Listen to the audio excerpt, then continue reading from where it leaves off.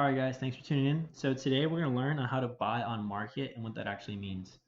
So again, you're going to want to put in your symbol, your ticker symbol for the stock you want to buy. I just put ADP. Your action, again, you're going to go to buy. Your price type, you're going to want to go to market. So the reason it doesn't give you a price here to put like you do with limit is because it's going to give you the market price, which is generally going to be around this number right here.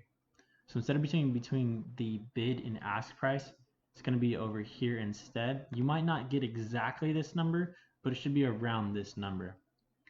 Again, typically when you do a market price, it is just going to be good for the day, just because like it's going to fill it right away. 9 times out of 10, it fill it right away as long as the volume is there. And then again, for your quantity, just put 10. It'll give you your estimated price. Again, this is usually around 300 shares, so you don't get charged extra fees.